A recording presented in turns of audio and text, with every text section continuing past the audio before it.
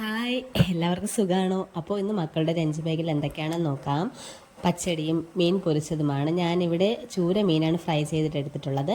ഞാനിവിടെ വെളുത്തുള്ളിയും കറിവേപ്പിലയും ഒക്കെ ഇട്ടാണ് ഒന്ന് പൊരിക്കാറ്.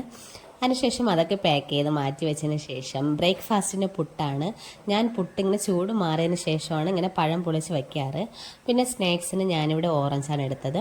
മക്കളൊക്കെ പോയതിന് ശേഷം ഞാൻ നേരെ കിച്ചണിലോട്ട് വന്നു. കാരണം എനിക്ക് അടപ്രഥമൻ കഴിക്കാൻ കൊതിയായിരുന്നു. നമ്മളിവിടെ സാധാരണ ഓണത്തിനൊക്കെയാണ് വയ്ക്കാറ്. ഓണത്തിന് ഇപ്പം മക്കളുണ്ടായതിന് ശേഷം അങ്ങനെ വയ്ക്കാറില്ല. കാരണം അവർക്ക് സേമിയ പായസവും പാൽപ്പായസവും ഒക്കെയാണ് ഇഷ്ടം. അപ്പോൾ ഇന്ന് ഞാൻ വിചാരിച്ചു മക്കളുടെ ഇഷ്ടമൊന്ന് മാറ്റി വെച്ചതിന് ശേഷം എൻ്റെ ഇഷ്ടത്തിന് പ്രഥമൻ ഉണ്ടാക്കാമെന്ന്. അങ്ങനെ ഞാൻ കുക്കറിലിട്ടാണ് അടയും ചൗവരയും വേവിച്ചത്. എന്നിട്ട് പാനിൽ ശർക്കര ഒഴിച്ച് അതും തിളച്ചതിന് ശേഷം ഈ വേവിച്ച അടയും ചൗവരയും അതിലോട്ടിട്ട് ഈ അടയുടെ കളറൊന്ന് മാറി വരുമ്പോഴത്തേക്കും ഞാനിവിടെ തേങ്ങയുടെ 3-ാം പാലും 2-ാം പാലും 1-ാം പാലുമാണ് എടുത്തിട്ടുള്ളത്. അതിങ്ങനെ 3-ാം പാൽ ഒഴിച്ചതിന് ശേഷം 2-ാം പാൽ 1-ാം പാൽ ഒഴിച്ച് അതിനൊന്ന് തിളപ്പിച്ച് വറ്റിച്ചെടുത്ത് മാറ്റി വയ്ക്കുക. പിന്നെ ലാസ്റ്റാണ് ഞാൻ ഏലക്ക ഇടുന്നത്. അങ്ങനെ ഏലക്ക ഇട്ട് ഒന്ന് കുറുകി വരുമ്പോഴത്തേക്കും ഞാൻ സ്റ്റൗ ഓഫ് ചെയ്ത് പായസം ഒന്ന് മാറ്റി വെച്ചു. ഇവിടെ ഞാൻ നെയ്ക്ക് പകരം ബട്ടറാണ് എടുത്തിട്ടുള്ളത്.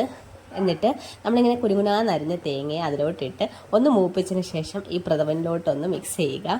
പിന്നെ ഇതിൻ്റെ കോമ്പിനേഷൻ പഴത്തിനെക്കാളും അടിപൊളിയായിട്ട് എനിക്ക് തോന്നിയത് പപ്പടമാണേ.